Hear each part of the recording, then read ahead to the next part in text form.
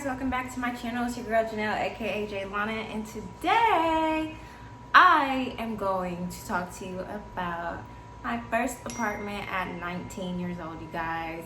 So guess what? Today just happens to be my birthday and honestly, I'm 20 today, and I don't know if I'm posting this video tonight because it's already 6 Pacific Standard Time. So I just want to tell you guys my experience on getting an apartment and like what you should be prepared for. Sorry, people keep texting me. But yeah, what you should expect, what to be prepared for, and you know, just to make sure you have your eyes open and that you're like just being smart about your decision, because not many people move out. Like, I mean, many people do actually, but it's really difficult. And even though as easy as we may make it seem, it's not always that easy. Sometimes it hasn't hit us yet, and I feel like I'm at the point where it hasn't hit me yet because I'm like going with the flow. So anyway, I have like just I think about 6 things I want to go over.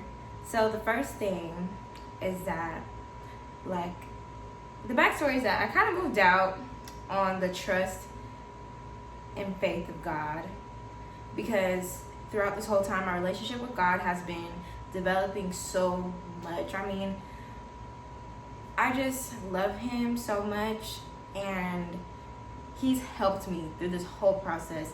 I was just looking for some scissors, and he knows how anxious I get when I lose something. When I lose something, my heart starts just beating, and I get anxiety when I lose stuff, and it's really annoying.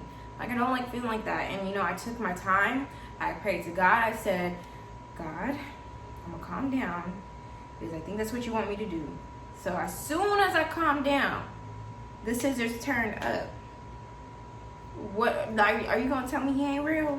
I mean, I know that's a small example, but that was how my experience was with this process. So it took me a long time to move out, because even though I'm 19 or 20 now, it seems like it didn't take me a long time because I'm kind of young, but mentally it did. I've been wanting to move out for a long time, and I just feel like it's been taking me forever, but fear has always set me back because I was always afraid of failing. And that was something that I should have looked forward to. Not like looking forward to fail, but looking forward to trying, looking forward to experiences, looking forward to different things. You know, back where I was seeing the same things, having the same routine. And now that I'm on my own, I am making different routines and trying to see how to budget and manage my time. Managing my time and communication is probably the hardest thing for me right now because of my job. So I'm just like, like all over the place. I wish I could be more communicative and punctual and, like, you know, whatever. So, okay, number 1 was trusting in God. If you don't believe, that's totally fine, but have faith in something. Have faith in yourself. Have faith in whatever, you know, you value or, you know, pray to at night. I don't know. But just have faith, have hope, and just manifest it, and it will happen. Step 2, I already mentioned it, which was budgeting. So when I was moving out, I made sure I had all my bills written down of the bills that I already had, because I didn't have any like bills to pay towards rent as far as like utilities and my place of living. So I didn't have to pay that, but I now had to include that. So I made a monthly budgeting sheet of how much I'm going to be spending for rent plus utilities, plus my phone bill, my auto insurance, my gas for my car. I have Amazon Prime because I always buy from there. Apple Music, I'm on a family plan, it's not that much. Let's see, your Wi-Fi, and I have Apple storage, which is $1. But you know, just literally add up everything. And then I did like a estimated amount of food, of how much I would be spending monthly on food. So I decided to see, okay, like, this is how much I'm going to be spending every month. So how am I going to make this much plus more? Because not only do you have to pay for that, think about your necessities. If you're a girl like me, and a black girl at that, girl, you know, we love some wigs, we love clothes, you know, we still want to look good. So we gotta get our hair products, you know, our soap, feminine products, pads, just random things. Like, you'll always have to constantly buy something. You gotta get your car washed. You have to. Sorry, my boyfriend came in. He brought me some chairs because I ain't got none right now. So, yeah, you constantly have to buy things, so you have to keep that in mind. So, like, I have my utility bills separate. I have things for cash that I spend. So I have my nails, hair products, deodorant, body soap, waxing if you get waxed, your pads. I have my daily necessity skincare things that I use. So, like, every once in a while I might spend $13 on some aloe vera gel, or like I'll buy some tea tree oils, and then you have to take in your laundry detergent, your fabric softener, you know, whatever you use to wash your clothes, and then trash bags. And then you also have to consider, like, if you're moving out, you're going to be either having a washer and dryer at home, or you will have a facility. I personally have a facility, so I have to spend money on that too. So I have to factor that in, and I actually don't have to factor it in, so I'm going to add that. So I also have a dog, and I do get him groomed like every 2 to 3 months. So his groom is $60, and then his food is $15.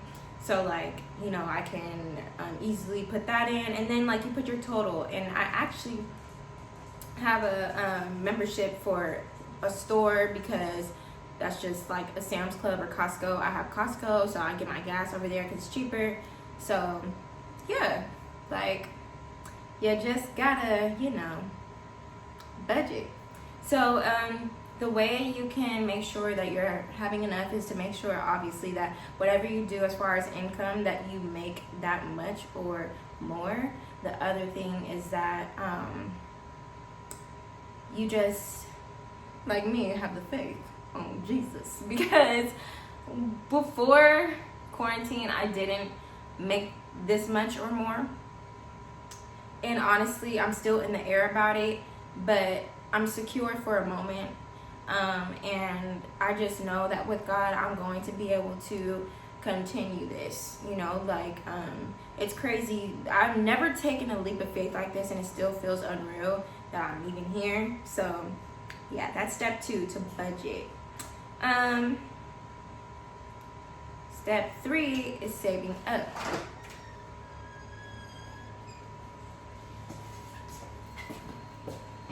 You want me to come up?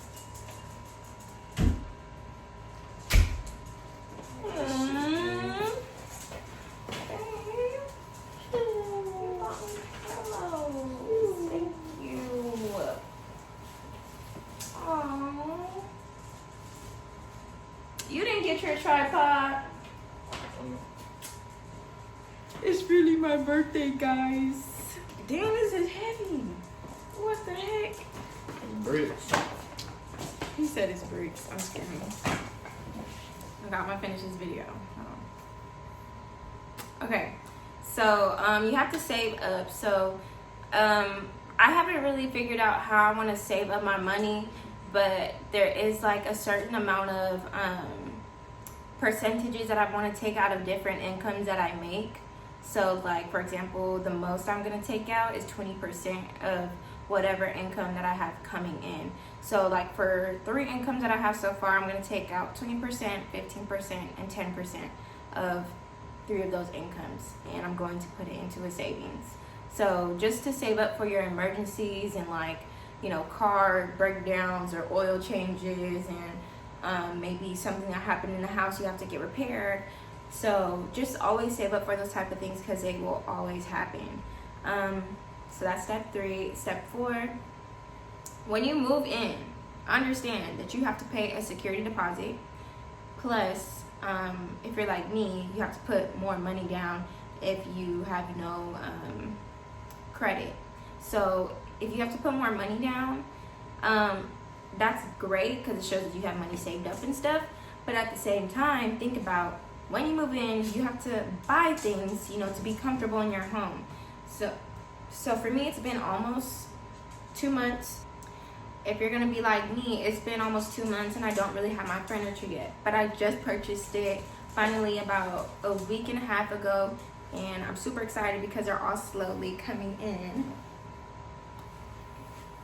So yes, like honestly, your costs are going to range from, if you're cheap, $1,200. If you're as far as furnishing your apartment, if you're cheap, it's gonna be $1,200. If you're like expensive and want to really decorate your apartment, it's probably gonna be $5,000 plus. Like, yeah, so that's crazy. Step 5, I'm just letting you know, bills will add up and they will add extra purchases on you, like ridiculously extra purchases on you. So, like for example, I have Wi-Fi, right? They said, oh, because a technician came to your house, that was $50. When I called over the phone, they were like, it's free. I'm like, okay, like they came for free. But then I look at my statement, it says it's $100. So I'm like, why are y'all adding that? So I called. You have to communicate. Like when you get older, communication is so important, and like customer service is really important too. So I was able to get credit for that technician coming to my home, because they said it is usually a charged visit or something like that. And I was like, well, I wasn't aware of that, and they took good care of me, so I was able to, you know, work with that. And you know, they're gonna get a good review from me because they don't want no bad reviews. But anyway, the last thing is just constantly praying. Like I said, if you're not a believer, just make sure that you have faith into something. But for me, it's God. Like every day, I'm telling you, I'm not doing anything else without him. This is all Jesus right now. I can't do it without him. So I just want to thank you guys for still even following me, being patient, and just waiting to basically see what I have in store for you guys. I'm super excited. It's a new place. I'll give you guys my empty apartment tour. I already made the video a long time ago. It's unlisted, but I think I'll make it public very soon. So yeah, thank you guys so much. It's July 11th, so I think I might post it about 8 o'clock. Love you guys. Have a great day. Bye.